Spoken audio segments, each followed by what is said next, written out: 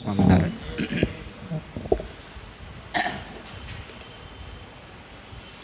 કેટલા વચરામૃત આવ્યા નિશાંત ભગત? કાલ તમે નહોતા. 18મું પૂરું થયું. કાલનો દી જ નહોતા તમે. 18મું અધૂરું હતું ને પરમ દિવસે. કાલે 18મું આપણે પૂર્ણ કર્યું અને 19મું વચરામૃત આવ્યા. પંખો બંધ કરી દેજો ને. પંખો આ જવા દે મારા ઉપર. બસ. 18મા વચરામૃતમાં શું વાત હતી? વિશાલ ભગત આપણે કાલે રિવાઇઝ પણ કરી હતી. 3 વસ્તુ હતી, 2 તમે કહી દીધી. આહાર શુદ્ધિ, સંગ શુદ્ધિ ને ત્રીજી ભગવાનનો વાદ લેવો નહીં. મહારાજ કે અમારા આચરણ પ્રમાણે અમારા ભક્તોએ આચરણ કરવું નહીં. આ 3 વાત મહારાજે બતાવી હતી. આજે 19મું વચરામૃત બહુ સરસ છે.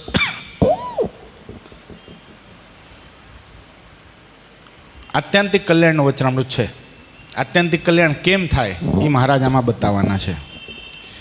સંવત 1876ના પોષ સુધી પડવાની દિવસ શ્રીજી મહારાજ સંધ્યા સમયે શ્રી ગરણામતે દાદા ખાચરના દરબારમાં વિરાજમાન હતા. સર્વ શ્વેત વસ્ત્ર ધારણ કર્યા હતા અને પોતાના મુખારવિંદની આગળ પરમહંસ તથા દેશ દેશના હરિભક્તની સભા ભરાઈને બેઠી હતી. બહુ સિમ્પલ સભા છે. કયો નિશાંત ભગત?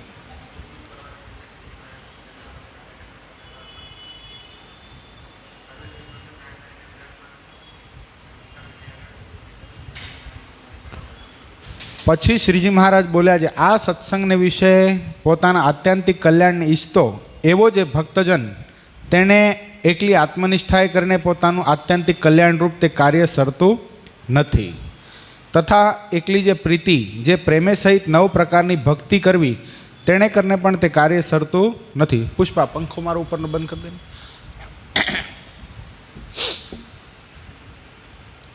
તથા એકલો જે વૈરાગ્ય તેણે કરીને પણ તે કાર્ય સરતું નથી. તથા એકલો જે સ્વધર્મ તેણે કરીને પણ કાર્ય સરતું નથી. તે માટે આત્મનિષ્ઠાદિક જે 4 ગુણ તે સિદ્ધ કરવા શા માટે છે? એ 4 ગુણને એકબીજાની અપેક્ષા છે. હવે જે 4 ગુણને એકબીજાની અપેક્ષા છે તે કહીએ તે સાંભળો. આત્મનિષ્ઠા તો હોય, પણ જો શ્રીહરિને વિશે પ્રીતિ ન હોય તો તે પ્રીતિએ કરીને થઈ જે શ્રીહરિની પ્રસન્નતા તેણે કરીને પામ્યા યોગ્ય જે એવું મોટું ઐશ્વર્ય, જે માયાના ગુણે કરીને પરાભાવ ન પમાય એવું જે મોટું સામર્થ્ય તેને તે ભક્ત પામતો નથી. અને શ્રીહરિને વિશે પ્રીતિ તો હોય, પણ જો આત્મનિષ્ઠા ન હોય તો દેહ અભિમાનના યોગ્ય કરીને તે પ્રીતિની સિદ્ધિ થતી નથી.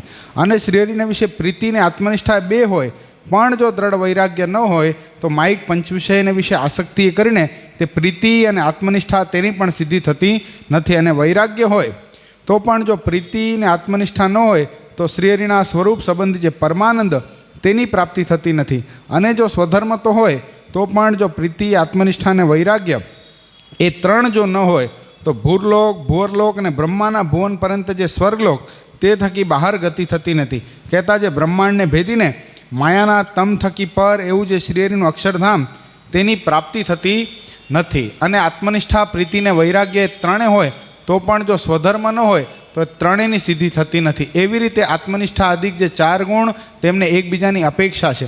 માટે ભગવાનના એકાંતિક ભક્તનો સમાગમ કરીને જે ભક્તને 4 ગુણ અતિશય દ્રઢપણે વર્તે છે તે ભક્તને સર્વ સાધન સંપૂર્ણ થયા છે અને તેને જ એકાંતિક ભક્ત જાણવો. તે માટે જે ભક્તને 4 ગુણમાંથી જે ગુણની ન્યૂનતા હોય તેણે ભગવાનના એકાંતિક ભક્તની સેવા સમાગમે કરીને તે ન્યૂનતાને ટાળવી. મહારાજે બહુ સરસ વચરામૃતમાં બતાવી. મહારાજ કે આ સત્સંગને વિશે પોતાના આત્યંતિક કલ્યાણને ઈચ્છતો હોય એવા જે ભક્તજન. આત્યંતિક કલ્યાણ એટલે શું નિશાંત ભગત?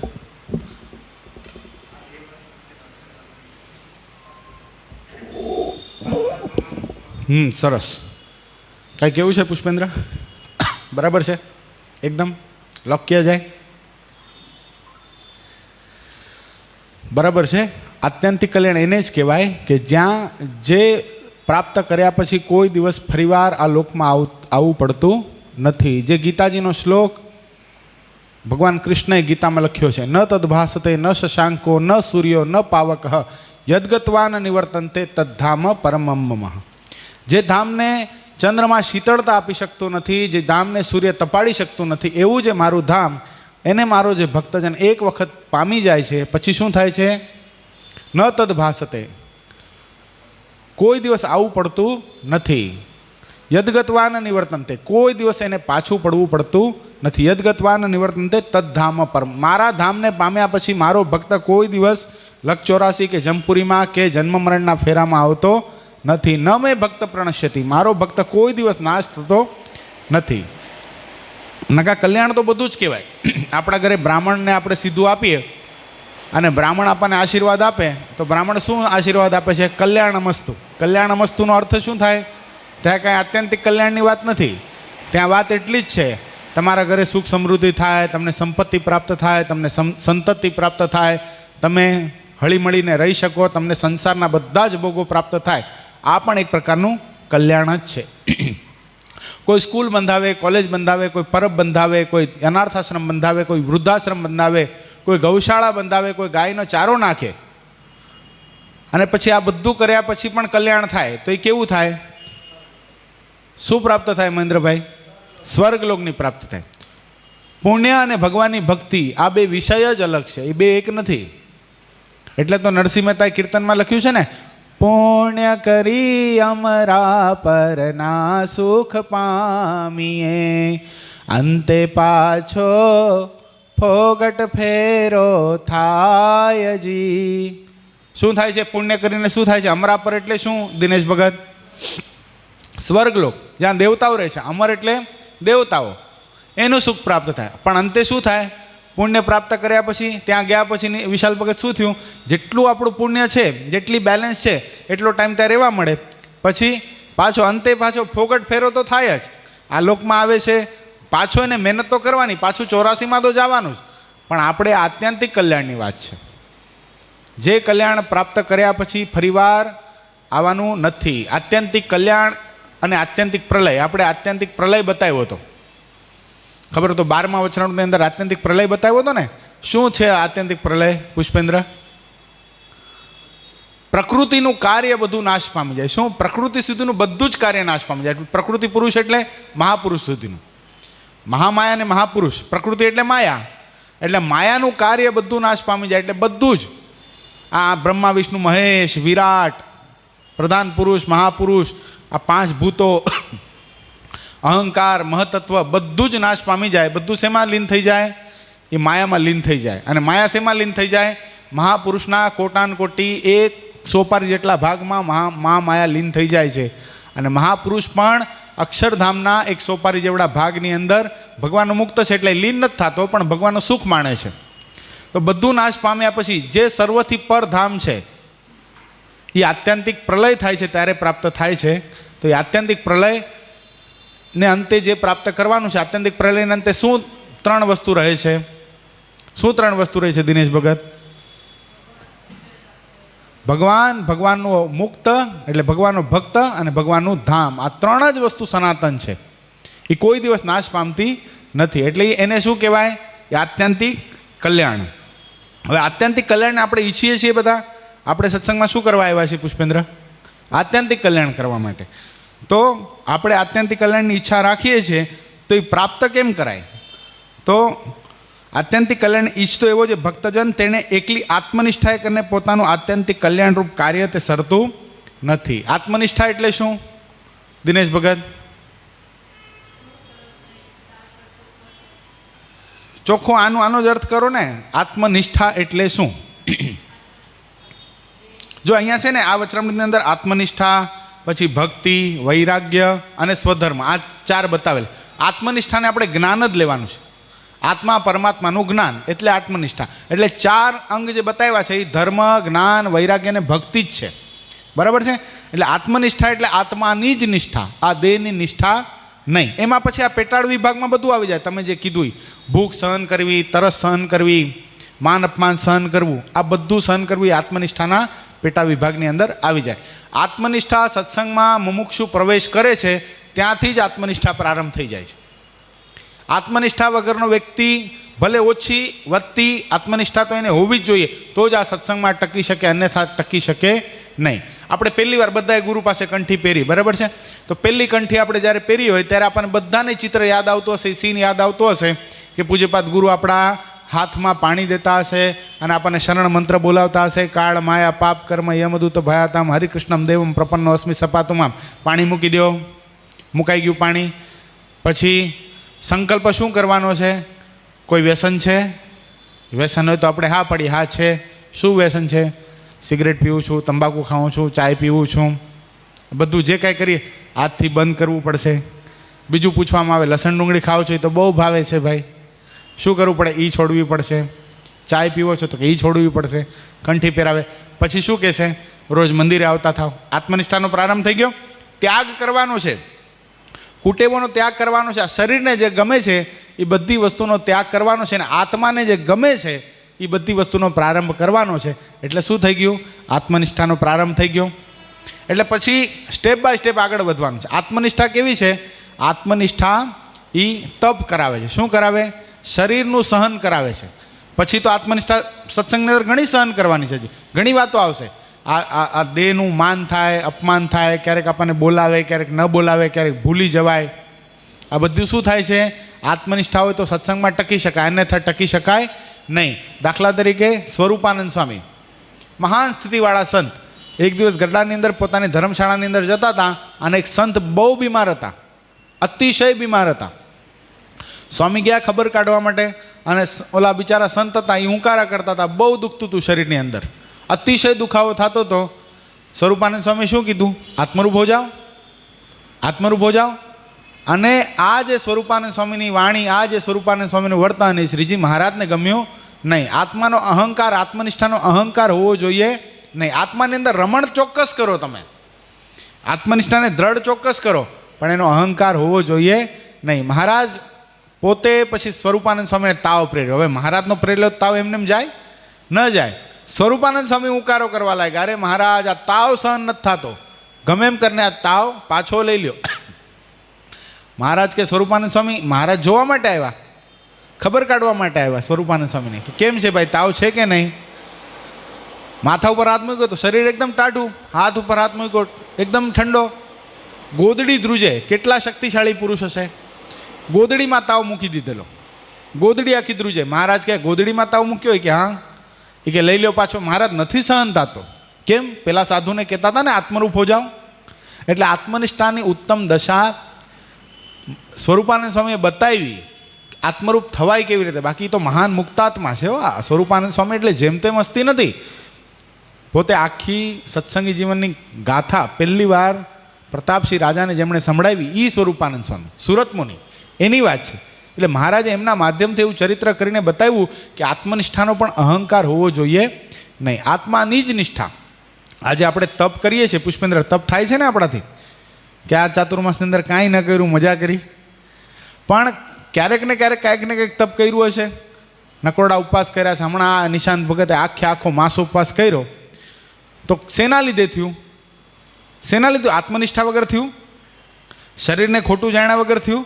ન થયું ભાઈ. શરીરને ખોટું જાણતું ત્યારે આખો મહિનો લીંબુ શરબત ઉપર કાઢવો, મને ખબર મગજ ફરી જાય. છેલ્લે તો લીંબુ શરબતે ભાવે નહીં, ખાલી પાણી પીને દિવસો કઢાય, આમ ઉપકે પડી જાય. હજી હું કહું ને, હજી મને કોઈક લીંબુ શરબત આપે ને તો એ નથી ગમતું. બોલો, એની વાસ મનમાં બેસી ગઈ, ગંધ મનમાં બેસી ગઈ. તો એ આત્મનિષ્ઠા કેટલી હશે, શરીરને કેટલું ખોટું માન્યું હશે, ત્યારે આ માસોપવાસ થયો ને. એમ કોઈ પણ તપ થાય છે, શરીરનો કારસો સહન થાય છે, એ શેના લીધે થાય છે? એ આત્મનિષ્ઠા જીવનમાં હોય તો જ સહન થાય છે. આ આત્મનિષ્ઠાનું ગુણ છે. પછી પ્રીતિ, જે પ્રેમે સહિત જે 9 પ્રકારની ભક્તિ, તેણે કરીને પણ કાર્ય સરતું નથી. 9 પ્રકારની ભક્તિ કઈ પુષ્પેન્દ્ર?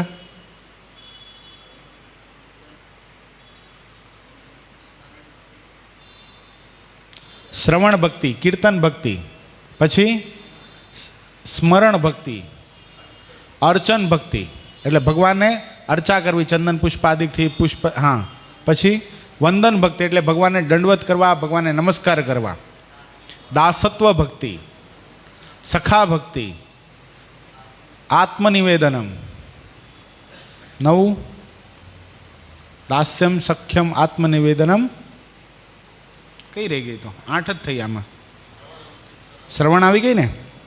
શ્રવણ ભક્તિ, પાદ સેવનમ, હા, પગ ચંપી, મહારાજના ચરણની સેવા કરવી. આ શું થઈ? 9 પ્રકારની જે ભક્તિ, એને કરીને પણ પોતાનું કાર્ય સરતું નથી. તો ભક્તિ કેવી છે ખબર છે? કોમળ છે, અતિશય કોમળ છે ભક્તિ, પ્રેમ સ્વરૂપિણી છે. નરસિંહ મહેતા, સચ્ચિદાનંદ સ્વામી, મીરાબાઈ, આ બધા ભક્તિના પ્રતીકો છે. આ બધા ભક્તિ સ્વરૂપી છે. સચ્ચિદાનંદ સ્વામીને મહારાજે એક વખત પોતાનીથી દૂર કર્યા તો સચ્ચિદાનંદ સ્વામીના રૂવાડે લોહીના ટચી આવી ગયા હતા. ખ્યાલ છે? મહારાજ દર્શન કરવાની બંધી કરી તો સચ્ચિદાનંદ સ્વામી રોતા. પણ તોય પણ ભક્તિ કેવી હશે? भक्ति करो तो ऐसी करो जो भक्ति प्रभु को रिझाए. तुम क्या प्रभु से मिलने जाओ, प्रभु खुद तुमसे मिलने आए. आ भक्ति है, आ प्रेम है भगवान प्रत्येनो. सुराखाचराधिक महाराजनी साथे फरता था. एमां एक दिवस सच्चिदानंद स्वामीनी साथे राधावाड़ीमां बधा दरबारो सेवा करता था अने महाराज वडोदरा प्रांतनी अंदर हता. जोजो भक्तने भगवान प्रत्येनो एकात्मक भाव तमे जोजो. भक्ति करी करी अने भक्तने भगवान पोता तुल्य बनावे छे. केवो बनावे छे? भगवान जेवा थई जाय छे. भगवान तुल्य सेवा करवावाळा संतना लक्षण शुं? महाराजे बताव्युं. केवा लक्षण बताव्या? एक तो भगवानने सदैवने माटे साकार समझे छे ने, पेલું જ લક્ષણ છે. ભગવાનને સદૈવને માટે સાકાર સમજે. અને જો સાકાર હોય એમાં જ પ્રેમ થાય ને, કે નિરાકારમાં પ્રેમ થાય? કાંઈ છે જ નહીં, દેખાતું જ નથી, ખાલી તે જ છે, એમાં પ્રેમ થાય? એને વાઘા ધરાવવાનું મન થાય તો વાઘા ધરાવવા ક્યાં? આજે દાખલા તરીકે આપણે સરદારનો આજે પહેલો પાટોત્સવ હતો અને 220 વર્ષ શ્રીજી મહારાજને સરદાર આગમનના ગઈકાલે થયા. તો આજે સરસ મજાનો અભિષેક આપણે બધાએ સવારે દર્શન કર્યા તો મહારાજની મૂર્તિ કેટલી અલૌકિક લાગતી હતી. એ પૂજ્યપાદ ગુરુ, બધા સંતો મહારાજ ઉપર અલગ અલગ પ્રકારના શરબતથી ને પ્રવાહીઓથી ને મધથી ને કેસરના જળથી અભિષેક કરતા હતા. આમ જાણે મહારાજનું રૂપ આપણે કોઈ દિવસ જોયું ન હોય. તો આ રૂપ ગમે કોને? જેના હૈયામાં ભક્તિ હોય. અને ભક્તિ થાય કોના પ્રત્યે? સાકાર તત્વ હોય એના પ્રત્યે જ ભક્તિ થાય. નિરાકાર પ્રત્યે કોઈ દિવસ ભક્તિ થઈ શકે નહીં. એમ ભક્તિ ભગવાનને સદૈવ માટે એ સંતનું લક્ષણ બતાવ્યું. ભગવાન તુલ્ય પૂજન કરવા યોગ્ય સંતનું કે ભગવાનને સદૈવ માટે સાકાર સમજે. કેટલા વચનમાં બતાવ્યું છે? અંત્યનું 27મું નહીં, 26મું છે. 26મું, અંત્યનું 26મું. ભગવાન તુલ્ય પૂજન કરવા યોગ્ય સંતના લક્ષણમાં 26મા વચનમાં મહારાજ તો સાકાર સમજાય. એનો મતલબ શું થઈ ગયો? ભગવાન પ્રત્યેને પ્રેમ છે, સાકાર મૂર્તિ છે. તો ભગવાન પ્રત્યે સચ્ચિદાનંદ સ્વામીને એવો પ્રેમ હતો કે ભગવાનની સાથે એકાત્મક ભાવને પામી ગયા હતા. કેવી પામી ગયા હતા? એક થઈ ગયા હતા. તો અતિશય વિરહ થાય ભગવાનનો. ક્યારેક મૂર્છા ખાઈને ધરતી પર ઢળી પડે, ક્યારેક રડે, રૂવાડે લોહીના ટચી આવી જાય. સિદ્ધાનંદ સ્વામી કોણ હતા? દિનેશ ભગત શિષ્ય હતા. બીજું નામ શું હતું?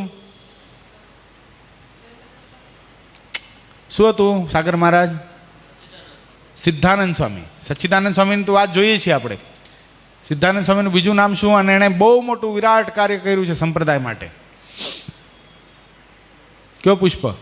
આધારાનંદ સ્વામી, જેણે હરિચરિત્રામૃત સાગર નામનો ગ્રંથ લખ્યો, 1,00,000 ચોપાઈ. હા, સિદ્ધાનંદ સ્વામી ને આધારાનંદ સ્વામી. જે વડતાલની અંદર જે છેલ્લું આસન છે ને, વડતાલ આપણે ધર્મશાળાની અંદર છેલ્લું આસન સારંગી પડી છે, સૌથી છેલ્લું આસન બુરંજની નીચે બરાબર, જ્યાં હરિચરિત્રામૃત સાગર ગ્રંથનું આલેખન કર્યું. મુક્તાનંદ સ્વામીએ દાદા ખાચરને એ ગ્રંથ સંભળાવ્યો છે. એમાં સંવાદ છે મુક્ત મુનિ અને દાદા ખાચરનો, ઉત્તમ રાજાનો. અને લખનાર કોણ છે લેખક? એ આધારાનંદ સ્વામી છે. પોતે 58 વર્ષની ઉંમરે કલમ ઉપાડી અને ગ્રંથ લખ્યો છે. એવા સિદ્ધાનંદ સ્વામી, આધારાનંદ સ્વામી કોના શિષ્ય હતા? સચ્ચિદાનંદ સ્વામીના શિષ્ય હતા. એ કંઈ ખબર નથી, પણ એ એક જ આધારાનંદ સ્વામી ને સિદ્ધાનંદ સ્વામી એક જ છે. એટલે એમણે જે ગ્રંથ લખ્યો અને પછી આપણને આપ્યો છે, શેના માટે? ભક્તિ કરવા માટે આપ્યો છે.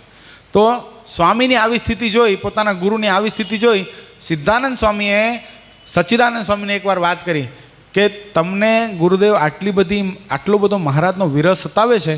ભગવાનના વિરહમાં ક્યારેક મૂર્છા આવી જાય છે, લોહીના ટચી આવી જાય છે, દેહનું ભાન રહેતું નથી. તો મહારાજને પ્રાર્થના કરો ને તમને પોતાની સાથે રાખે. સચ્ચિદાનંદ સ્વામી મંદ હાસ્ય કર્યું. સિદ્ધાનંદ, મહારાજ મને પોતાની સાથે જ રાખે છે, તને કોણે કીધું મને મહારાજ મને પોતાથી દૂર કરે છે? એક સેકન્ડ મને મહારાજની દૂરી છે જ નહીં. અને તને ખબર, તને એવું લાગે છે ને મહારાજ મને પોતાથી દૂર રાખે છે? એવું બને જ નહીં. મહારાજે હમણાં થોડીક વાર પહેલાં મને જલેબી જમાડી. હવે સુરા ખાચર બધા ભેગા. સુરા ખાચર કે સ્વામી તમે મોટા અને તમારા ગપ્પાએ મોટા. હવે સવારથી અમે તમારી સાથે સેવા કરીએ છીએ, ક્યારના હળ આંકો છો, આ રીંગણા થઈ ગયા છે, રીંગણાને ઠેકાણે પાડો છો, બીજું કેટલુંય ખેતીનું કામ કરો છો લક્ષ્મીવાડીની અંદર, અને તમે કહો છો મહારાજ સાથે છે. સવારથી તમે કહો જલેબી જમાડી, સવારથી તાઢો રોટલો ને છાશે મળી નથી, અને મોટી મોટી વાતો શું કરો કે મહારાજ જલેબી જમાડી? આ ગપ્પા છે, બધા ગપ્પા ઠોકો તમે. સ્વામી કે દરબાર તારે જોવું છે કે તારે જોવું છે મને મહારાજે જલેબી જમાડી જોવું છે? સ્વામીએ ઉલટી કરી, બોલો, ઉલટી કરીને જલેબી બતાડી. લે જો મહારાજ મને હમણાં થોડીક વાર પહેલાં જલેબી જમાડી ગયા. આ શું છે? આ ભક્તિ છે, આ પ્રેમ છે પરમાત્મા પ્રત્યેનો. એ પ્રેમને કોઈ સમજી શકે નહીં. કૃષ્ણ તાપીની ઉપનિષદની અંદર એક બહુ સરસ કથા લખાણી દુર્વાસા ઋષિ ને ભગવાન કૃષ્ણની, જે વાતને મહારાજે વચનામૃતમાં પણ લખી છે.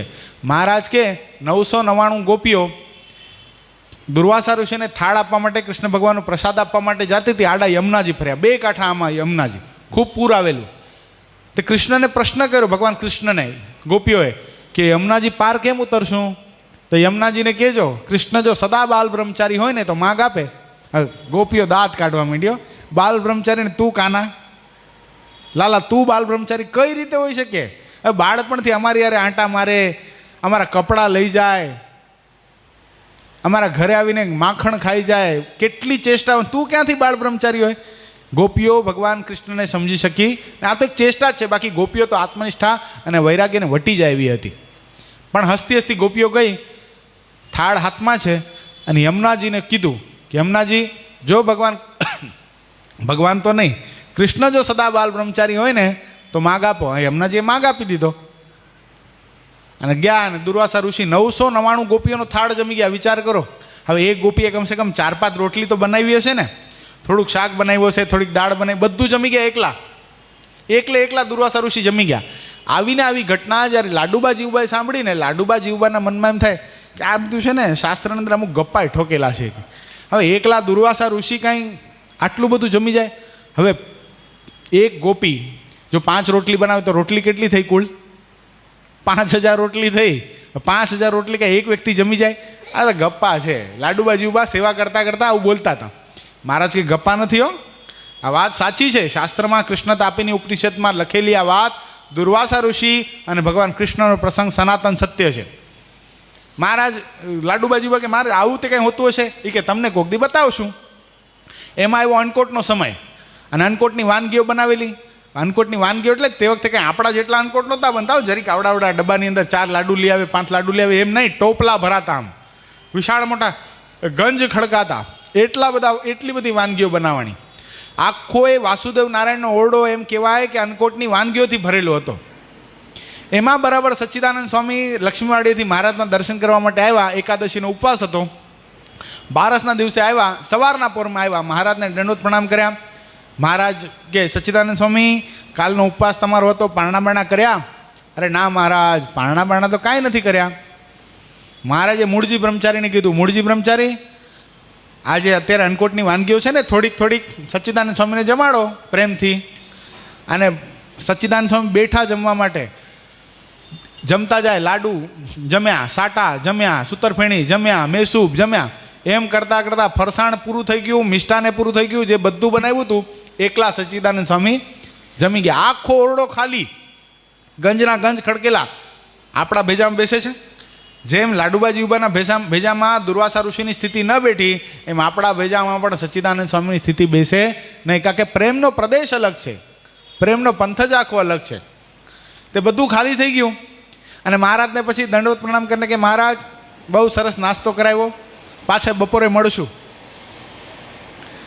તે લાડુબા જીવબા આવીને મહારાજને કે મહારાજ આ બધું ક્યાં ગયું? બધું કેમ ખાલી થઈ ગયું? એ કે તમે કહેતા હતા ને દુર્વાસા ઋષિએ ન ખાધું હોય બધું, આટલી બધી ગોપીઓના થાળ થોડી દુર્વાસા ઋષિ જમી લે. તેમ તમારી પાસે એવું તત્વ છે ને તમે ઓળખતા નથી. સચ્ચિદાનંદ સ્વામી બધું જમી ગયા અને હજી કહેતા ગયા છે બપોરના આવશે એટલે બપોરના થાળની તૈયારી કરજો. એટલે એનો મતલબ દુર્વાસાએ નહોતા જમતા, સચ્ચિદાનંદ સ્વામી પણ પોતે જમતા નહોતા. એ કોને જમાડતા હતા? એની ત્રણેય અવસ્થા ભગવાનમાંથી. આ ભક્તિ છે, પ્રેમ છે. એ ભક્ત જમે છે તો પણ ભગવાનને જમાડે છે. એ શ્વાસ લે છે તો પણ શ્વાસ લેનારા ભગવાન છે. એ જોવે છે તો પણ એની આંખના અંદર જોનારા કોણ છે? ભગવાન છે. એની અંદર ચાલનારા, એના પગની અંદર ચાલનારા ભગવાન છે. એવા સંત છે તો બ્રહ્માંડના આધાર છે.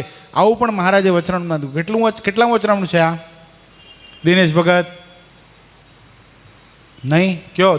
પુષ્પેન્દ્ર પ્રથમ પ્રકરણનું 27મું વચનામૃત. એમાં મહારાજે આ વાત બતાવી છે. સંતના જ્યારે લક્ષણ બતાવ્યા ત્યારે બતાવી છે. એટલે આવા જે ભગવાનના સંત છે એ ભક્તિ સ્વરૂપી છે, એ પ્રેમ સ્વરૂપી છે.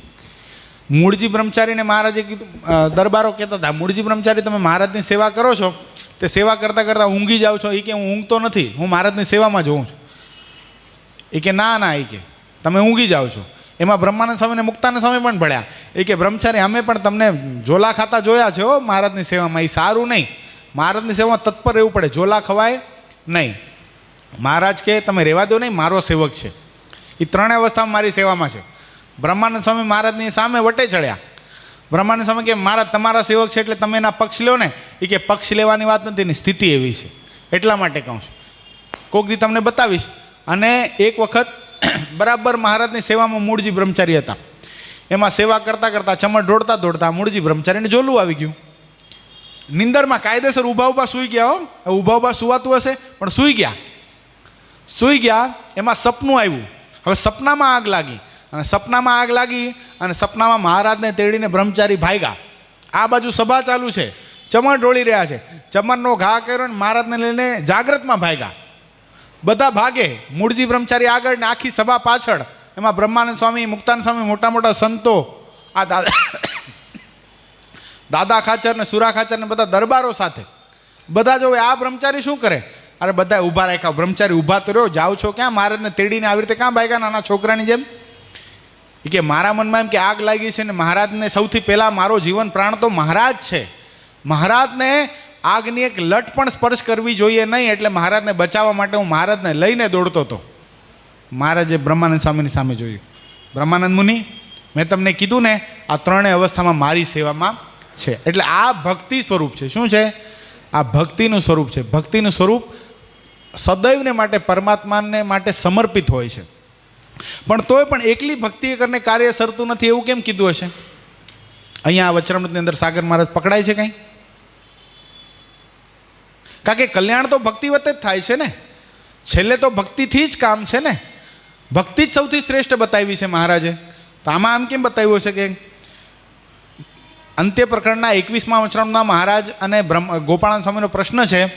અને એમાં જ્યાં ધર્મની મહાનતા બતાવવા જાય ત્યાં ભક્તિની જ મહાનતા દેખાઈ જાય. ધર્મ છે એ ગમે એમ રીતે ભક્તિનું અંગત થઈ જાય અને ભક્તિ અંગિત થઈ જાય.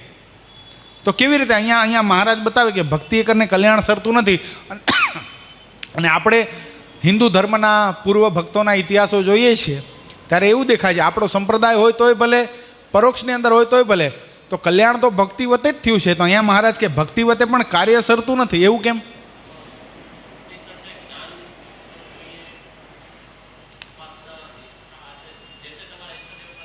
શું કેવું છે દિનેશ ભગત? નહીં, અહીંયા મહાત્મા સહિત ભક્તિની જ વાત છે, લુખી ભક્તિની વાત જ નથી. શું લાગે છે પુષ્પા? સરસ. જે સાગર મહારાજે કીધું એ ઉત્તર એમ જ છે કે ભક્તિ છે એ કોમળ છે. શું છે? વચનામૃતમાં મહારાજે કીધું છે ને 16,108 જે ભગવાન કૃષ્ણની રાણીઓ હતી, બરાબર છે, એમાં અષ્ટપટ રાણીઓ હતી. એને બાદ બાકી કરતાં 16,100 જે રાણીઓ હતી, બરાબર છે, એમને ભગવાન કરતાં અધિક રૂપ સાંભમાં દેખાણું તો ક્યાં પ્રીતિ કરી બેઠી? સાંભમાં. જો કોઈ કામ ભાવે પ્રીતિ નથી હો, ઘણા આનો ઉલટો અર્થ કરે છે. એક પુત્ર ભાવે જ પ્રીતિ કરી છે પણ ભગવાન કરતાં અધિક પ્રીતિ તો થઈ ગઈ. તો શા માટે થઈ ગઈ? ભગવાન કરતાં અધિક કાંઈ દેખાણું તો ને. એમાં શું દેખાણું? રૂપ અધિક દેખાણું, બીજું કાંઈ નહોતું. સામમાં શું હતું? ભગવાન કરતાં રૂપાળો જ વધારે હતો. તો ભગવાનનો જ દીકરો હતો. તો શું થઈ ગયું? એમાં પ્રીતિ થઈ ગઈ. આ વચનામૃતમાં કીધું છે ને. કેટલામું છે આ? એ તો મને નથી ખબર કેટલામું છે, પણ કીધું છે મહારાજે આ વચનામૃતમાં. તો ક્યારે થાય? તો ભક્તિ કરતાં કરતાં એક એક એક સંજોગ એવો બને છે, એક કન્ડિશન એવી બને છે કે કદાચ ભક્તિ કરતાં કરતાં વિષયમાં પણ પ્રીતિ થઈ જવાની શક્યતા છે. મહારાજે વચનામૃતમાં વાત લખી, મહારાજ કે જ્યારે મંદિરમાં જાય છે અથવા તો ભજન કીર્તનમાં જાય છે અથવા તો ભક્તિ કરે છે ત્યારે ભગવાનને જોઈને પણ આનંદ પામે છે, ભગવાનના કીર્તનમાં પણ ડોલે છે, અને બહાર જઈને પણ જગતના જે ગીતો વાગતા એમાં પણ ડાન્સ કરે છે. તો મહારાજ કે રસિક ભગત ખોટો છે. મહારાજ કે એને જગતમાં અને ભગવાનમાં સરખો પ્રેમ છે, ત્યાં સુધી એની ભક્તિનો વિશ્વાસ નહીં, ક્યારે ભક્તિ એની વહી જાય. સમજાય? ભગવાનના રૂપમાં પણ એને મજા આવી જાય છે, ને જગતની કોઈ સ્ત્રીએ પણ સારા આભૂષણ, સારા વસ્ત્ર અને સ્વરૂપમાન છે તો એમાંય પણ એની દ્રષ્ટિ ખેંચાઈ જાય છે, તો એની ભક્તિમાં બહુ મોટું વિઘન છે. એ રસિક ભગત ખોટો મહારાજ બતાવ્યો. કેટલા વચનામૃત છે આ? કયો દિનેશ ભગત? પ્રથમ પ્રકરણનું 26મું. બરાબર છે. એટલે ભક્તિમાં આ વિઘન રહેલું છે, ખાલી ભક્તિમાં. એટલે શું છે? આ ધર્મ છે, આ જ્ઞાન છે, આ વૈરાગ્ય છે, એ શું છે? વાડ છે. શું છે? ખેતર આપણે સરસ મજાનું કર્યું હોય પણ એની અંદર ઢોર ઢાકર ન કરી જાય, ચોરો ન કરી જાય, તો આપણે શું કરીએ? ખેડૂત સરસ મજાની શું કરે? એને વાડ કરે આજુબાજુમાં. એટલે આ બધી વાડ છે. તમે આપણે એક દ્રષ્ટાંત આપીએ તમને તો તમને હૃદયમાં હા પડી જાય કે આમ જ છે. ભક્તિમાં વિઘન આવવાની શક્યતા રહે. બિલ્વમંગલ, બરાબર છે, કેવા ભગવાનના ભક્ત થઈ ગયા. જોકે ઇતિહાસ જાણી તો બહુ મોટી કથા, એટલે આપણે વિસ્તારમાં નહીં જઈએ, પણ બિલ્વમંગલને એક વેશ્યામાં અતિશય પ્રીતિ હતી. બરાબર છે? પોતાને પિતાનું મૃત્યુ થઈ ગયેલું છતાંય પણ એને વેશ્યા યાદ આવતા શું કર્યું? પોતાની પિતાની જે નનામી હાલતી હતી આગળ પોતે લઈ માટલું લઈને ચાલતા હતા, માટલું કોકના હાથમાં આપી 2 કાંઠા આમી નદી જાતી હતી. ત્રાપો નહીં, નાવ નહીં, કાંઈ નહોતું. તે વખતે ડેડ બોડી જે લાશો હોય ને પાણીમાં તરતી મૂકી દેતા. તો બિલ્વમંગલ લાશ ઉપર બેસીને નદી પાર કરી. વિચાર કરો, બહુ વરસાદ પડતો હતો, હવે વેશ્યાના ઘરમાં પ્રવેશ કેમ કરવો? તેને લાગ્યું કે રસી છે, રસીના માધ્યમથી ઉપર ચડ્યો, દરવાજો ખખડાવ્યો, પેલી વેશ્યાએ દરવાજો ખોલ્યો, બાલ્કની એટલે ગેલેરીના માધ્યમથી અંદર ગયો. એણે કીધું, તું આવા વરસાદની અંદર ઉપર આવ્યો કઈ રીતે? એ કે તે મારા માટે રસી નહોતી મૂકી રાખી. એ કે રસી ક્યાં છે? જોયું તો સર્પ ટીંગાતો હતો. કેટલો બધો આસક્ત પુરુષ હશે.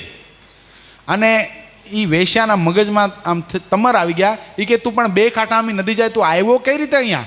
એ કે તરાપો મળી ગયો. તરાપો ગેલેરીમાંથી જોયું તો તરાપોનો તો એક શવ હતું, શવ ઉપર બેસીને આવ્યો હતો તરતો તરતો.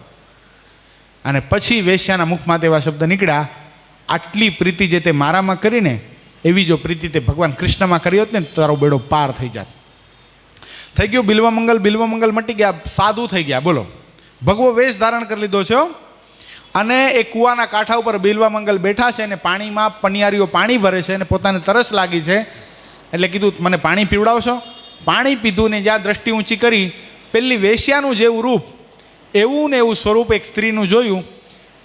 પાછો હૃદયની અંદર કામ વ્યાપ્યો. બોલો, આસક્તિ જાગી. એક હવે તો ભગવાન પ્રત્યે ભગવાનના કીર્તન બનાવવા લાગ્યા હતા, સાધુ થઈ ગયા હતા, પણ ભૂલાઈ ગયું કે હું સાધુ છું.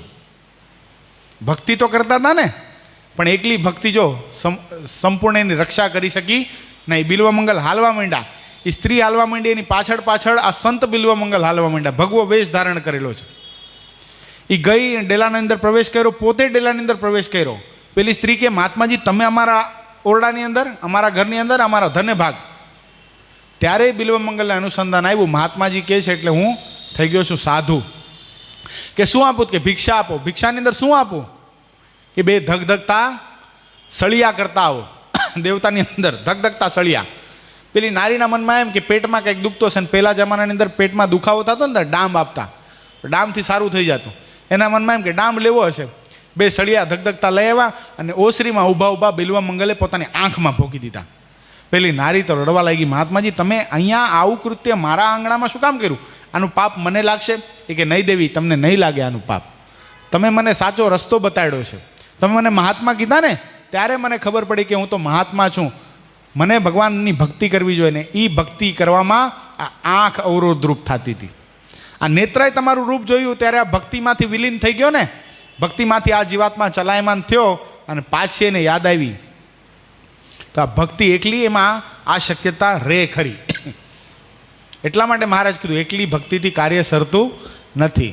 નારદજી એટલે ભક્તિ સૂત્રના આચાર્ય. દક્ષ પ્રજાપતિના હજારો દીકરાઓને સત્સંગ કરાવી સંસારનો ત્યાગ કરાવી દીધો. પણ નારદજીને પરણવાનું મન થયું, પણ એ વાત આપણે આગળ જોશું, થોડુંક આગળ વાંચી લઈ. નકા આમાંથી બહાર નહીં નીકળી તો 8 વાગે વચનામૃત પૂરું નહીં થાય. અને એકલા વૈરાગ્ય તેણે કરીને પણ કાર્ય સરતું નથી. ખાલી વૈરાગ્ય હોય તો પણ કાર્ય સરતું નથી. મુમૈયા ભગત, વૈરાગ્ય એટલે શું? નહીં, શિક્ષાપત્રીમાં વૈરાગ્યનું જે સ્વરૂપ બતાવ્યું છે એ કહેવાનું. તમે શિક્ષાપત્રી વાંચો છો રોજ? તો વાંચતા હો તો શિક્ષાપત્રીના આધારે જ વૈરાગ્યનું સ્વરૂપ બતાવવાનું છે, બીજું બધું નહીં. એ વૈરાગ્યના પેટા વિભાગમાં આવે. તમે જે કહો છો ને આ નાશવંત છે, ચણિયું ખડબડવાનું, ઉગ્યું આથમવાનું, નામ એનો નાશ છે, આ બધું વૈરાગ્ય જ છે, પણ એ પેટા વિભાગની અંદર. મૂળ વૈરાગ્યનું સ્વરૂપ જે શ્રીજી મહારાજે શિક્ષાપત્રીમાં લખ્યું છે એ શું છે? બોલો, કયો દિનેશ ભગત? શિક્ષાપત્રીમાં કહું છું તો રાગા ભાવિતી વૈરાગ, સત્સંગ જીવનની કથા કરવાની છે. પાછળ કોઈ કયો જયંતિ બાપા?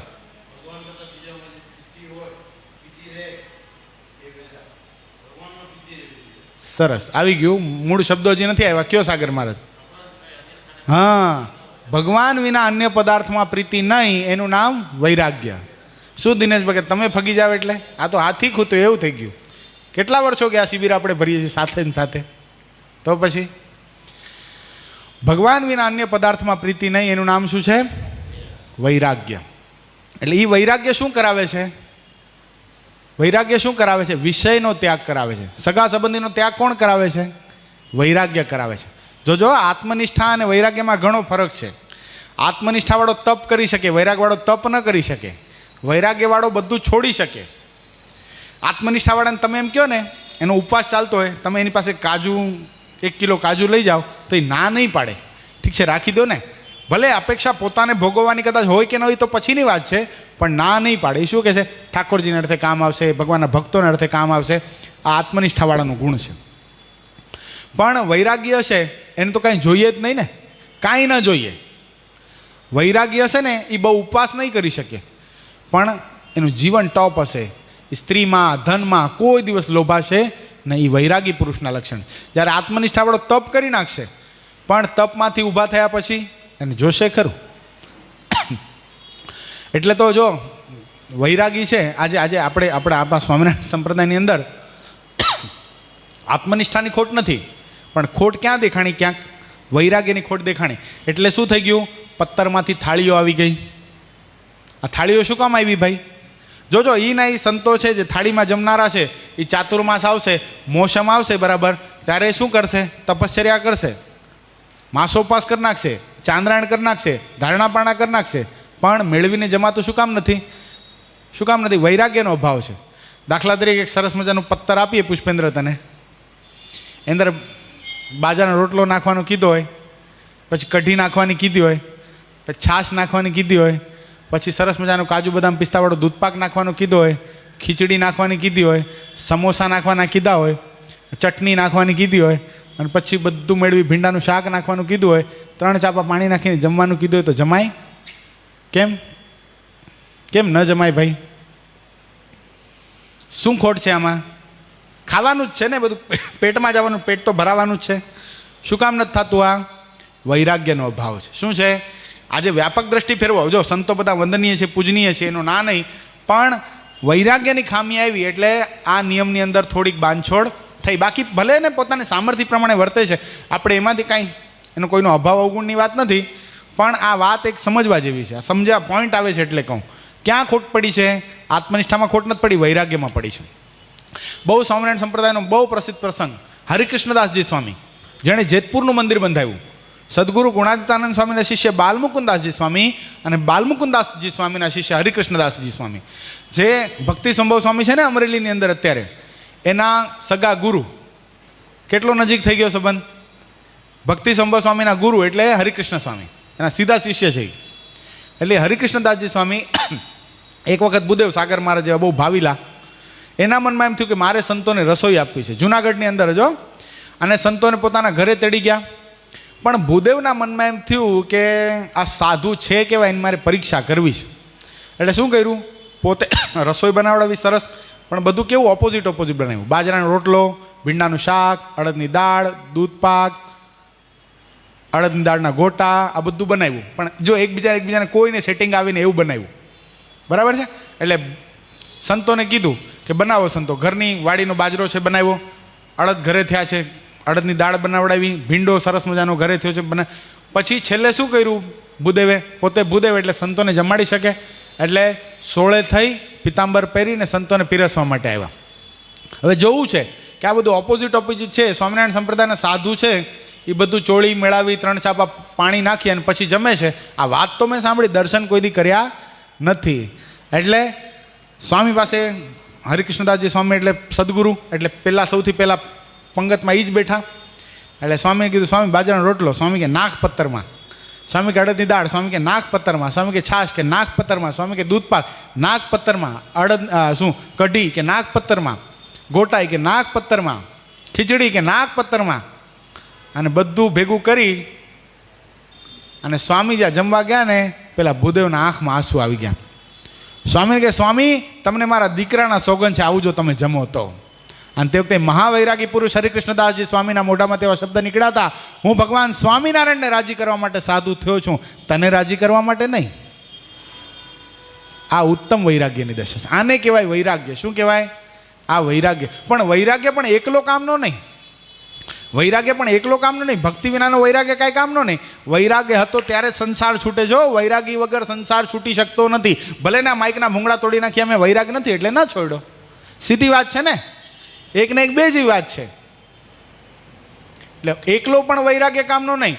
આ જુનાગઢની આખી તળેટીની અંદર આ ઘણા બધા બાવાઓ છે, ગંજેરીન ભંગેરીન ઘણા બધા, આ બધા ઓમ નમો નારાયણ કરતા ઉપડી નહોતા પડ્યા હમણાં થોડા દિવસ પહેલાં. તે આ બધા કોણ છે? વૈરાગી જ છે. વૈરાગી મૂળમાં વૈરાગ્ય જ છે. વૈરાગ્ય વગર કોઈ દી સંસારનો ત્યાગ થાય નહીં, દેના સગા સંબંધીનો ત્યાગ થાય નહીં. આ બધાએ ત્યાગ તો કર્યો પણ એકલો વૈરાગ છે. શું કરે? આજે જ એક ફેસબુક ઉપર વિડીયો જોતો હતો ને, તો કે બાપુ 100 વર્ષની જૂની ઝૂંપડીમાં બેસે છે, બોલો, અંધારું કરીને. હવે શું કરવાનું? અંધારું કરીને બેસીને કરે શું? પણ તો પછી શું બતાવે? એનો શિષ્ય પાછો એ મોટી રીતે બતાવ્યો એ કે જો આ બાપુ ખાલી આ લોટાની અંદર 1 ગ્લાસ પાણી જ પીવે છે. હવે વિચાર કરો, બાપુની ઉંમર લગભગ 90-95 વર્ષની ઉંમર, 1 લોટો પાણી પીને આખી જિંદગી કાઢી નાખી. પણ ફાયદો શું એનો? શું ફાયદો ભાઈ? કાંઈ એની પ્રાપ્તિ ખરી? એના પછી એને પરમધામ પ્રાપ્ત થાય, કાંઈ મળે? નહીં મળે કાંઈ. એટલે આ વૈરાગ્ય એકલો કામનો નહીં. વૈરાગ્યની અંદર પણ ભગવાનની ભક્તિ હોવી જોઈએ. હા, વૈરાગ્ય ચોક્કસ એટલું કામ કરાવે. વૈરાગ્ય વિષય ખોટા કરાવી નાખે, સગા સંબંધી ખોટા કરાવી નાખે, સારા પદાર્થમાંથી પ્રીતિ તોડાવી નાખે. વૈરાગ્ય એટલું કામ કરે, જે વાતને સદગુરુ ગોપાળાનંદ સ્વામીએ પોતાની વાતમાં બતાવી, જ્યાં સુધી પોતાને પુરુષ માનશે ત્યાં સુધી એને સ્ત્રીની જરૂર પડશે, અને જ્યાં સુધી સ્ત્રી છે એ પોતાની જાતને સ્ત્રી માનશે ત્યાં સુધી એને પુરુષની જરૂર પડશે. એટલે અક્ષરધામની અંદર સ્ત્રી પણ નથી ને પુરુષ પણ નથી. આ બે ભેદ જ નથી. એ જે ભેદ પડે છે એ શું છે? એ જ આત્મનિષ્ઠામાં ખોટ છે. એટલે આત્મનિષ્ઠામાં ખોટ છે. અહીંયા આત્મનિષ્ઠા અને વૈરાગ્ય બેનું કોમ્બિનેશન સ્વામીએ બતાવ્યું છે. પણ વાસ્તવિકતામાં વૈરાગ શું કરાવે છે? વિષય ખોટા કરાવી નાખે છે. એટલે વૈરાગ્ય એકલાથી પણ કાર્ય સરતું નથી. અને એકલો જો સ્વધર્મ હોય તેણે કરીને પણ કાર્ય સરતું નથી. સ્વધર્મ એટલે શું પુષ્પેન્દ્ર?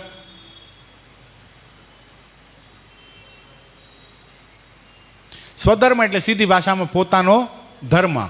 અને શિક્ષાપત્રીના આધારે જોઈએ તો શ્રુતિ સ્મૃતિએ પ્રતિપાદન કર્યો છે સદાચાર, તેને ધર્મ જાણવો. એટલે આપણો ધર્મ શું છે? હવે શું છે આપણો ધર્મ? પંચવર્તમાન જે ગ્રહસ્થાના મહારાજે કીધા છે અને સંપૂર્ણ પાળીએ એ આપણો ધર્મ છે. એટલે આ પણ તોય પણ એકલો સ્વધર્મ, ખાલી ધર્મ કરવાથી શું થાય? જો અહીંયા બતાવશો મહારાજ. ખાલી ધર્મ કરે કોઈ, ધર્મ એટલે સારી પરબ બંધાવે, દીન દુખિયાને મદદ કરે, આ બધું કરવાથી શું થઈ જાય છે?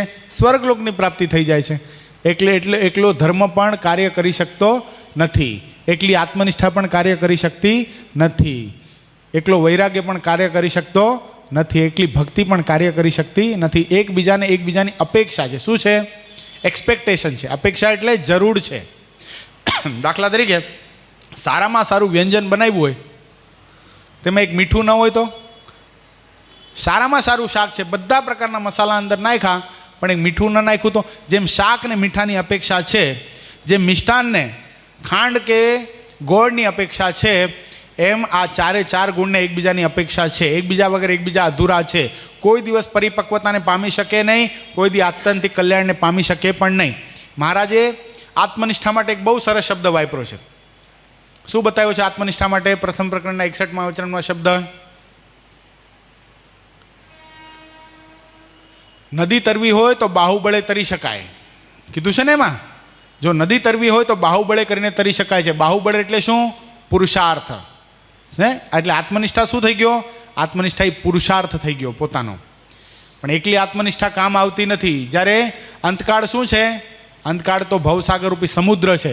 સમુદ્ર તરવો હોય તો આત્મનિષ્ઠા કામ આવે નહીં. તે વખતે ઉપાસના રૂપી વાહનની જરૂર પડે, એમ મહારાજે બતાવ્યું. તો ઉપાસના શું થઈ ગઈ? ઉપાસના શું થઈ ગઈ? ઉપાસનાનો સીધો અર્થ શું થઈ ગયો? પુષ્પેન્દ્ર, એમાં પણ ભગવાનને સદાય સાકાર સમજે. એટલે શું થઈ ગઈ ઉપાસના? ઉપાસના એટલે ભગવાનની સમીપ આસન કરવું છે ને, એટલે એ ભક્તિ થઈ ગઈ. એટલે ભક્તિ વગર આત્યંતિક કલ્યાણનું કાર્ય સરતું નથી. અંતકાળે જો ભક્તિ હશે તો જ ભગવાનમાં પ્રીતિ થશે, અને ભગવાનની મૂર્તિ યાદ આવશે તો જ મહારાજ યાદ આવશે, અને તો જ આત્યંતિક કલ્યાણરૂપી કાર્ય સરશે.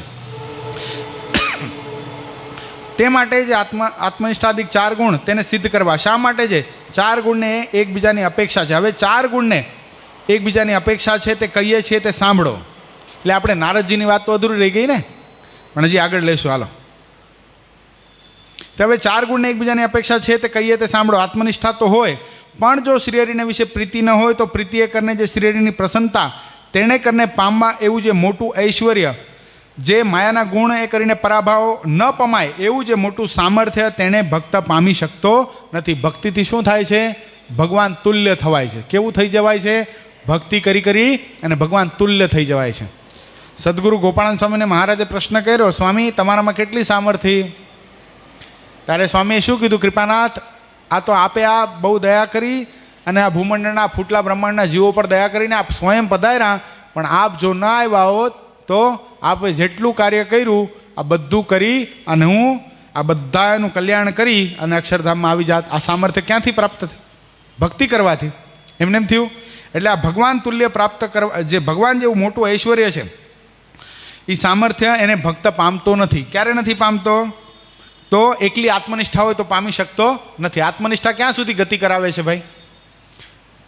સુખ દુઃખ સહન કરાવે છે. શું કરાવે છે? શરીરનો આ સુખ દુઃખ જ સહન કરાવે છે. આ જૈનો છે, બરાબર છે, એના જે જૈન મુનિઓ છે એને કંઈ ભક્તિ નથી, એને બીજું કાંઈ નથી. શું છે? ખાલી આત્મનિષ્ઠા છે. એ ગરમ પાણી પીધા રાખે અને વૈરાગ્ય છે. ઘર છૂટ્યું, હાલો ને, વૈરાગ્ય છે, પણ ભક્તિ પણ નથી. એટલે ભક્તિ નથી તો શું થાય છે? શરીરના દુઃખો સહન થાય છે, પણ એની પ્રાપ્તિની અંદર ઝીરો છે. શું છે? જોજે, એ પોતાના મુખે જ પોતાને લખે, કાળ ધર્મ પામી ગયા. એટલે કાળ ધર્મ પામીને કાળ ધર્મને પામવાનું હતું ભલામણ. આટલું બધું સહન કરવા પછી પ્રાપ્તિ શું? ઝીરો. ભૂત થાવ.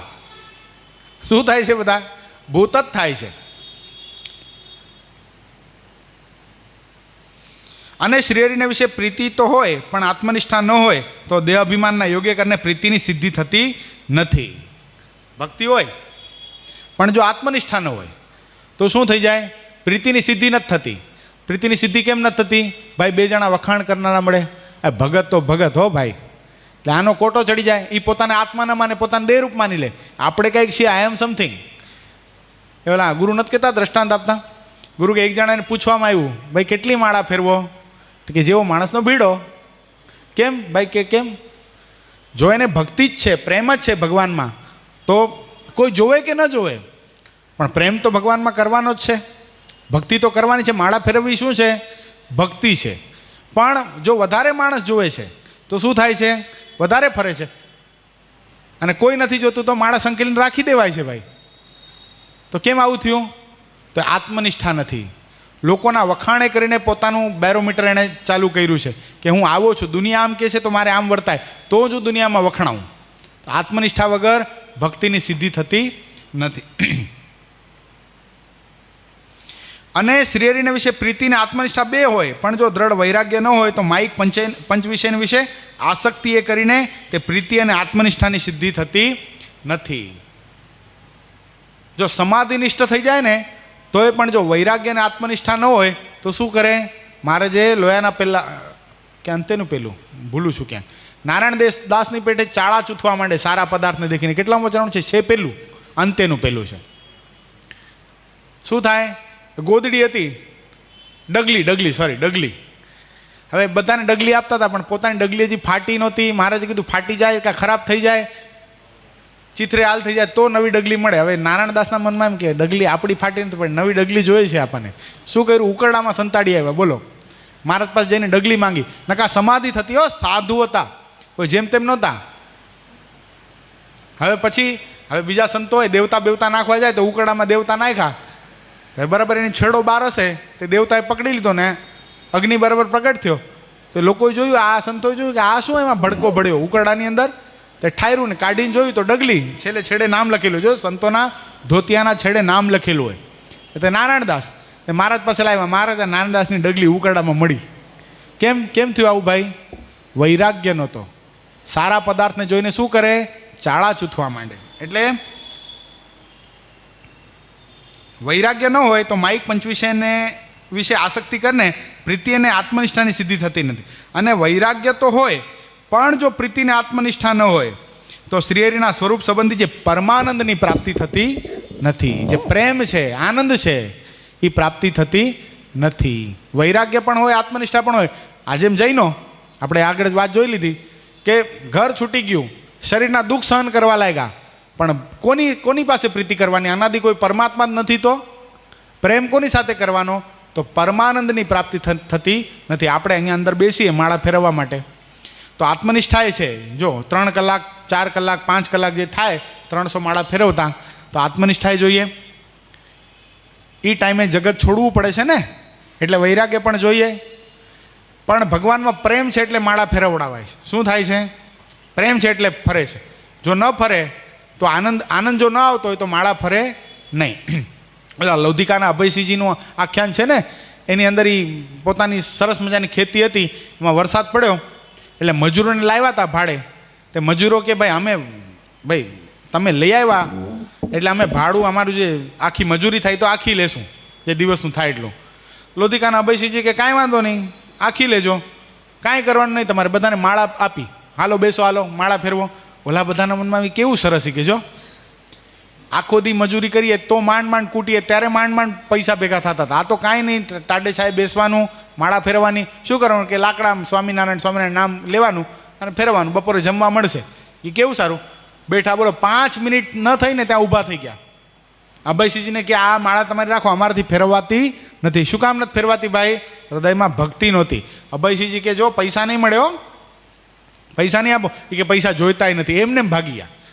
તો પરમાનંદની પ્રાપ્તિ શું કામ ન થઈ? હૈયામાં ભગવાનની ભક્તિ નહોતી. આ સંતો છે ને, આ બરાબર શેત્રુંજયના કાંઠે ફરતા હતા. શેત્રુંજય નદી છે, ત્યાં ફરતા હતા અને બરાબર ગુણાતીતાનંદ સ્વામી ને બધા સંતો, કૃપાનંદ સ્વામી ને બધા સાથે હતા અને બરાબર માનસી પૂજા કરવા બેઠા. ત્યાંથી ગુલાબગર નામનો બાવો નીકળ્યો. હવે ગુલાબગર નામના બાવાના મનમાં એમ થાય કે આ બધા સાધુ છે ને, આવા ધતિંગ કરે છે ને, આગ બીછીને બેસે છે ને, એટલે બધા એને માને છે કે હાલો આપણે પણ બેસીએ. એના પોતાના 2-4 શિષ્યો હતા, એ હરિયા ને એ ફરિયા ને બધું સબજો બેઠ જાઓ, અને બધા ધ્યાન કરવા બેઠા. તે જ્યાં આંખ બીચીને ત્યાં તો કેટલા બધા સંકલ્પો, આમ જાણે વિસ્ફોટ ન થયો હોય, લાવારસ નીકળ્યો હોય ને એવો મનમાં આમ વિસ્ફોટ થયો. ગુલાબગર બાવાએ આંખ ખોલના કે એ ચલો એ આપના કામ નહીં હે. તો કેમ નથી થતું ભાઈ? ભગવાનમાં પ્રેમ નથી, ભક્તિ નથી. આપણા જીવનની અંદર પણ 5 માનસી પૂજા શું કામ નથી થતી? હજી શું કામ નથી થતી? ભગવાનને ટાઈમે જમાડાતા નથી. શું કામ? ભગવાન પ્રત્યેની પ્રીતિ એટલી ઓછી છે. એટલે પરમાનંદ ભક્તિ શું કરાવે છે? ભગવાનના સ્વરૂપમાં આનંદ કરાવે છે, મોજ આવી જાય છે. સ્વામીએ, સદગુરુ ગોપાળાનંદ સ્વામી વાતમાં તો ક્યાં સુધી વાત લખી. સ્વામી કે અક્ષરધામનો મુક્ત હોય ને, અક્ષરધામમાં ગયા પછી ભગવાનના સ્વરૂપમાં એને એટલો બધો આનંદ આવી જાય છે, એક તિલથી બીજા તિલ સુધી, એક ચિહ્નથી બીજા ચિહ્ન સુધી જતા જતા ભગવાનના ભક્તને કોટી યુગો વીતી જાય છે. એટલો બધો સ્વરૂપમાં આનંદ આવે છે. હવે જો ભક્તિ જ નહીં હોય તો અક્ષરધામમાં જઈને કરવાનું છે શું કરવાનું? ત્યાં કથા વાંચવાની મહારાજ નથી વાંચવાની, ત્યાં કર્મકાંડ કરવાનું છે નથી કરવાનું, ત્યાં કાંઈ સેવા કરવાની છે, રસોઈ બનાવવાની નિશાન દિશાલ આપણે બધા ત્યાં જઈને કાંઈ શું કરવાનું, શું ત્યાં ભગવાનની સામું જોઈ રહેવાનું, ભગવાન આપણી સામે જોઈ રહે.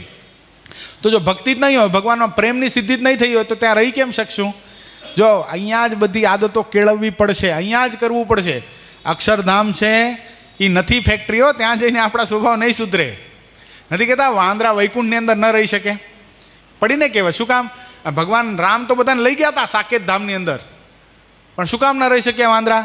ભક્તિ નહોતી એટલે, આનંદ જ ના આવ્યો, બધા પાછા આવ્યા. એમ આપણે પણ જો ભક્તિ કેળવી નહીં હોય, ભગવાનની સામે જોઈ ભગવાનનું ધ્યાન ભજન, ભગવાનની મૂર્તિ આપણને જો નહીં ગમતી હોય તો આપણે ત્યાં રહી શકશું નહીં, ભક્તિની સિદ્ધિ થશે નહીં, પરમાનંદની પ્રાપ્તિ થઈ શકશે નહીં. અને જો સ્વધર્મ તો હોય તો પણ જો પ્રીતિ, આત્મનિષ્ઠા અને વૈરાગ્ય એ ત્રણ ન હોય તો ભૂવરલોક, ભૂરલોક ને બ્રહ્માના ભુવન પર્યંત જે સ્વર્ગલોક તે થકી બહાર ગતિ થતી નથી. એ જે આપણે આગળ વાત જોઈ લીધી કે પુણ્ય કરવાથી શું થાય છે, ધર્મ પાળવાથી શું થાય છે, સ્વર્ગલોકની પ્રાપ્તિ થાય છે ને. પુણ્ય અને ભગવાનની ભક્તિ બે વસ્તુ જ અલગ છે. પુણ્ય કરવાથી શું થઈ જાય? સ્વર્ગલોકની પ્રાપ્તિ થાય, અને ભક્તિ કરવાથી ભગવાનના સનાતન ધામની પ્રાપ્તિ થાય. જો ખાલી ધર્મ પાળ્યો છે તો શું થઈ જશે? ભૂવરલોક, ભૂવરલોક ને બ્રહ્માના ભુવન પર્યંત જે સ્વર્ગલોક, એટલે આ જે 7 લોક છે માયાની અંદર જ છે, એ 7 લોકને ભેદી શકશે નહીં ખાલી ધર્મ. કહેતા જે બ્રહ્માંડને ભેદીને માયાના તમ થકી પર એવું જે શ્રીહરિનું અક્ષરધામ તેની પ્રાપ્તિ થતી નથી. અને આત્મનિષ્ઠા, પ્રીતિને વૈરાગ્ય ત્રણેય હોય પણ જો સ્વધર્મનો હોય તો ત્રણેયની સિદ્ધિ થતી નથી. નારદજીમાં વૈરાગ્ય હતો, ભક્તિ હતી, ભક્તિ સૂત્રના આચાર્ય કહેવાય પોતે, ભક્તિ સૂત્ર નામનું ગ્રંથ લખેલું છે. વૈરાગ્ય હતો એટલે દક્ષ પ્રજાપતિના 1000 દીકરાને પોતે સાધુ કરી નાખ્યા હતા. આત્મનિષ્ઠા પણ હતી, આત્મનિષ્ઠા હતી ને તો જ એક ઠેકાણે રહેતા નહોતા. આ બહુ કઠણ છે, એક ઠેકાણે ન રહેવું, રોજ નવી જગ્યાએ ફરવું, એ આત્મનિષ્ઠા વગર થઈ શકે નહીં. વિચાર કરો, આપણા ગુરુશ્રી આત્મનિષ્ઠા વગર હાલતું હશે? વિદેશ જાય, હમણાં જશે અમેરિકા તો 35 કલાક લાગે. કેટલા? 30 થી 35 કલાક લાગે. તો 30 થી 35 કલાક સુધી પાણી પણ પીવાનું નહીં પ્લેનની અંદર બેસી ગયા પછી. સતીશભાઈ મનાય છે તમને? હા પાડી દઈએ, પણ મનાવું કઠણ છે. આ તો અમે સાથે રહ્યા, અમને ખબર છે. 35 કલાક લાગે ગંતવ્ય સ્થાન સુધી પહોંચતા.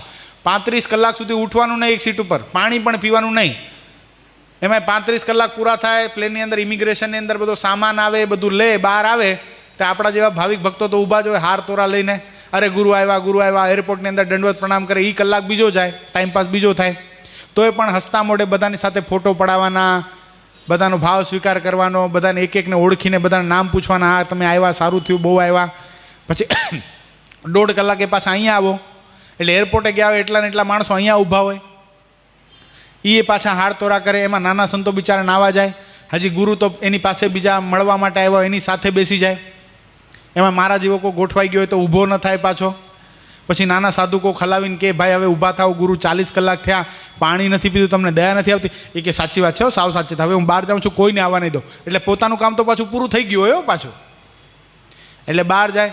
પછી તો હજી સ્નાન કરે, સ્નાન કરીને પાછી પૂજા કરે. આપણે આવા 40 કલાકના ઉપવાસ હોય પછી પૂજા કેમ થાય? એકાદશીનો નકોરડો ઉપવાસ હોય પછી માળા કેમ ફરતી હોય? સવારના પારણા દેખાતા હોય ભાઈ, હટ પારા પટ પારા તારા, પછી મારા વારા એમ પારા જતા હોય ફટ ફટ ફટ, અથવા તો આમ ફરતી હોય માળા સટ સટ સટ સટ સટ. તોય પણ કોઈ ભગવાનના ભક્તો જો પોતાના પૂજાના દર્શન કરવા માટે આવે તો શું કરે? પૂજાના દર્શન કરાવે, પ્રસાદીની વસ્તુના દર્શન કરાવે પ્રેમથી. હવે નાના સંતો આકડા વાકડા થતા હોય, બિચારા એને પણ ભૂખ લાગી હોય, પણ પોતાના ગુરુજનો જ્યાં સુધી જમે નહીં ત્યાં સુધી એને જમાય નહીં. પાછા કોઈક ભગવાનના ભક્તો આવી જાય તો પાણી પીધા વગર એને મળે, એને ઉપદેશ આપે, એને વાત કરે, અમારે ત્યાં ઘર સભા કરવા માટે આવજો, બધું નક્કી કરે. આ ઘર સભા કરવી સહેલી નથી હો, આખો રસાલો ફેરવવો. પૂજ્ય રાકેશ પ્રસાદજી મહારાજ કેટલી સરસ વાત તેથી હમણાં આવ્યા હતા ત્યારે કીધી હતી કે તમે તમારા ડ્રોઈંગ રૂમની અંદર રોજ રાત્રે એક જગ્યાએ 9 વાગે બેસી તો બતાડજો, 1000 દિવસ સુધી તમને ખબર પડે કે ઘર સભા કરવી કેટલી કઠણ છે. આપણે બેસીએ છીએ એક જ સ્થાને નથી બેસતા, જઈને 900 દિવસ સુધી એક જ સ્થાનની અંદર એ જ સમયે બરાબર આપણે ક્યાં ખોઈએ? એ કેટલું કઠણ હશે. તે નારદજીની અંદર આ બધું હતું, જેમ આપણા ગુરુ છે એમ નારદજી અંદર બધું હતું. આત્મનિષ્ઠા પણ હતી, વૈરાગ્ય પણ હતો, ભગવાનમાં પ્રીતિ પણ હતી, પણ સ્વધર્મ ચૂક્યા. હતો હો, સ્વધર્મ હતો નારદજીની અંદર, નહોતો એમ નથી કહેતો, પણ જરાક ચૂક્યા. મહારાજની આજ્ઞા છે, મારા સાધુએ સ્ત્રીનો હાથ જોવો નહીં. અમરીશ રાજાની કન્યાનો હાથ જોયો, જયંતીનો, અને ઈચ્છા થઈ પરણવાની. ભાઈ હવે મનમાં એમ થયું કે આ વર્ષોથી તપ કરું છું, શરીર ચામડા જેવું થઈ ગયું છે, આખું ચામડું આખું આમ ખરાબ થઈ ગયું છે, ખરડ થઈ ગયું છે, આમાં મને થોડી કન્યા પરણે. એટલે ભગવાને પ્રાર્થના કરી, હે ભગવાન મને તમારું રૂપ આપો. ભગવાને પ્રાર્થના કરી અંતરના નાથથી, એટલે ભગવાન પ્રગટ થયા કે શું જોઈએ નારદ? એ કે તમારે જેવું રૂપ જોઈએ. ભગવાન કે રૂપ થોડી મંગાય, કાંઈ રૂપ કોઈનું ઉશીનું મળતું નથી, બુદ્ધિ વેચાતી મળતી નથી. શું? રૂપ ઉશીનું મળતું નથી અને બુદ્ધિ વેચાતી મળતી નથી. છતાંય પણ માંગ્યું. ભગવાન કે તથાસ્તુ, સમય બધું થઈ જશે. આ નારદને તો ભગવાન જેવું રૂપ પ્રાપ્ત થયું. આ બાજુ પર્વતને પણ પરણવાનું મન થયું, જયંતીને. એણે પણ ભગવાન પાસે રૂપ માંગ્યું. હવે બે એકબીજાએ રૂપ માંગ્યું, પણ જોઈ એકબીજાનું રૂપ જોઈને બેને ઈર્ષા થઈ. આને પરણી જશે જયંતી, આ બહુ સરસ લાગે છે. એટલે એકબીજા પ્રત્યે શું માંગ્યું ભગવાન પાસે? આનું મોઢું માકડાન થાય. ઓલા કીધું આનું મોઢું માકડાન થાય. બે જણ આયા સ્વયંવરની અંદર. અમરીશ રાજા હસવા માંડ્યા કે આ કોણ આવી ગયું? કે બે માકડ, બે વાંદરા. અને એમાં જયંતી નીકળી. જયંતી તો પહેલાં જોઈને ડરી ગઈ, નારદજીને જોઈને. આ શું? તે લાઈનમાં જ ન આવેલી. તે બધા યુવરાજો મૂંઝાણા કે અમારો શું વાંક, આ પહેલો બેઠો છે વાંદરો એમાં. તે નારદજી જ્યાં જયંતી જાય ત્યાં પાછળ જાય. તે જયંતી ભાગવા માંડી. તે ઓલા બીજા બધા યુવરાજોએ પકડીને કીધું, અમારું સ્વયંવર ખરાબ થાય છે, તમે કંઈક ભૂલા પડી ગયા છો, જો તમારું મોઢું માકડાનું છે. જ્યાં અરીસો બતાવ્યો ત્યાં નારદજી ક્રોધાયમાન થઈ ગયા. એ કપટી છે, કાળીઓ છે. મારા તો મનમાં એમ હતું ખાલી ઉપરથી કાળીઓ છે, એનું અંદર પણ કાળું જ છે. મને આમ છેતરી ગયો અને મને ગાંડો બનાવી ગયો. ભગવાન પ્રગટ થયા, એ નારદ શું તું ગાળો દે છે? લક્ષ્મીજી કે આને શરમ બરમ છે કે તમને ગાળો આપે? મારા ભગવાન કે આના મોટે સ્તુતિ તો ઘણી સાંભળી, પણ આજે ગાળો સાંભળવાની મજા કંઈ અલગ છે. પણ ભગવાનને શ્રાપ આપી દીધો. બોલો, મને તમે સ્ત્રીનું સુખ ન ભોગવવા દીધું ને, તમને પણ સ્ત્રીનું સુખ પ્રાપ્ત નહીં થાય. આ શ્રાપના લીધે રામ અવતાર લેવો પડ્યો. રામ અવતારના અંદર સીતાજીનો વિરહ એના લીધે થયો છે. પણ કહેવાનો આશય શું છે અહીંયા?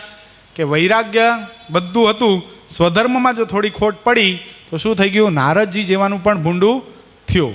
એ તો કથા ઘણી બધી લાંબી છે. બ્રહ્માજી પણ સ્વધર્મને ચૂક્યા. પોતાની દીકરી પ્રત્યે એનું મુખ જોયું, સરસ્વતી એને ભોગવાની ઈચ્છા થઈ. સૃષ્ટિનો આદ્ય પિતામાં કહેવાય ને, બ્રહ્માજીને પણ કલંક લાગ્યું છે. એવી રીતે આત્મનિષ્ઠાદિક જે ચારે ગુણ તેને એકબીજાની અપેક્ષા છે. તે માટે ભગવાનના એકાંતિક ભક્તના સમાગમે કરીને એ ચારે ગુણને અતિશય દ્રઢપણે રાખવા. આ છેલ્લે આપણે એક વાત જોવાની, આનો ઉપસંહાર શું? છેલ્લે વાત આપણે સમજવાની શું છે? ભગવાન રામકાલીનની એક કથા છે, રામાયણકાલીનની, કે રામ ભગવાન જ્યારે પંચવટીની અંદર પધાર્યા. હવે 5 વડ એટલે 5 વડલા પંચવટીની અંદર પધાર્યા. આ બાજુ શૂર્પણખાનું નાક કાપી નાખ્યું હતું લક્ષ્મણે. એટલે શૂર્પણખાએ ફરિયાદ કરી કોને? ખરદૂષણને વિંધી નાખ્યા ભગવાને. ફરતી ફરતી રાવણ પાસે ગઈ કે જો તારી બેનની આવી હાલત કરી. કે આ હાલત શું કામ થઈ?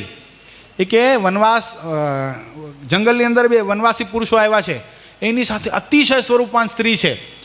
મેં એની માંગણી કરી કે આ સ્ત્રીને મારા ભાઈને પરણાવો. એ લોકોએ ના પાડી, એટલા માટે મારું નાક કાપી નાખી. વાસ્તવિકતા માંગણી શું કરી હતી? પોતાને પરણવું હતું રામ લખનને, પણ ઊંધી વાત બતાવી અને નાક કાપી નાખી. પછી તો રાવણે પોતાના ભાઈને મોકલ્યો, મારીચ એટલે ખૂબ માયાવી હતો.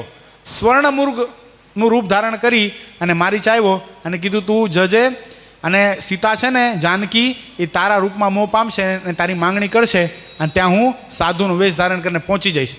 ઘટના ઘટી. મારીચ આવ્યો, સ્વર્ણ મૃગલું હતું, બરાબર. સીતા માતાએ માંગણી કરી. ભગવાન રામ નીકળ્યા પર્ણકુટીની બહાર, અને રામે બાણ માર્યું. ત્યાં મારીચ ભગવાન રામના શબ્દોમાં બોલ્યો છે, બચાવજો. આ બાજુ ભગવાન સીતાએ લખનને કીધું છે, ભાઈ તું તારા ભાઈને બચાવવા માટે જા. લક્ષ્મણજીએ લક્ષ્મણ રેખા ખેંચી છે, લક્ષ્મણજી બચાવવા માટે ગયા છે. આ કથા એને જે ચિંતકો છે ને, આધ્યાત્મિક ચિંતકો બહુ સરસ રૂપ આપે છે કે માતા સીતા કોણ છે? એ ભક્તિનું સ્વરૂપ છે. શું છે? ભક્તિનું સ્વરૂપ છે. પ્રભુ રાઘવ કોણ છે? એ ભગવાન પ્રત્યેની નિષ્ઠા છે. જો ભગવાન પ્રત્યેની નિષ્ઠા ગઈ, આત્મનિષ્ઠા જીવનમાંથી ગઈ. લક્ષ્મણ કોણ છે? વૈરાગ્ય છે. શું છે? એ ભક્તિની રક્ષા કરે છે. પણ જ્યારે પંચ વિષયમાં આસક્તિ થાય છે ત્યારે શું થાય છે? આ જીવાત્મા શું કરે છે? વૈરાગ્યને પણ પોતાથી આગો ખસેડે છે. જા તું જા, અહીંથી જા. એટલે વૈરાગ્ય જ્યારે દૂર જાય છે અને પછી સ્વધર્મ કોણ છે? એ જે લક્ષ્મણ રેખા છે ને એ સ્વધર્મ છે. એને જ્યારે માતા સીતાએ ઉલ્લંઘન કરી ત્યારે રાક્ષસ મા જાનકી એટલે ભક્તિનું હરણ કરી ગયો છે. આમ આધ્યાત્મિક ચિંતકો કહે છે, આધ્યાત્મિક મોટા પુરુષોએ આ કથા એવી રીતે બતાવી છે. એટલે ભક્તિનું હરણ રાવણ ન કરી શકત કોઈ રીતે, પણ ક્યારે થયું? જ્યારે આ ઘટના ઘટી. એટલે ભગવાનના એકાંતિક ભક્તના સમાગમે કરીને પોતાની ખોટને ટાળવી અને ચાર ગુણને દ્રઢ કરવા, અને જેના જીવન જે ભક્તના ને સર્વ સાધન સંપૂર્ણ થયા તેને એકાંતિક ભક્ત જાણવો. તે માટે એ ભક્તને 4 ગુણમાંથી 1 ગુણની ન્યૂનતા હોય તો ભગવાનના એકાંતિક ભક્તની સેવા સમાગમ કરીને તે ન્યૂનતાને ટાળવી. ઇતિ વચનામૃતમ પ્રથમ પ્રકરણનું 19મી જે તે પૂર્ણ થયું. સહજાનંદ સ્વામી મહારાજની જય.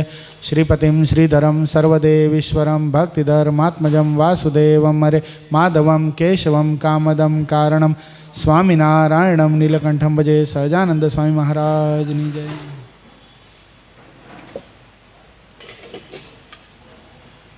अरे तू किधर था?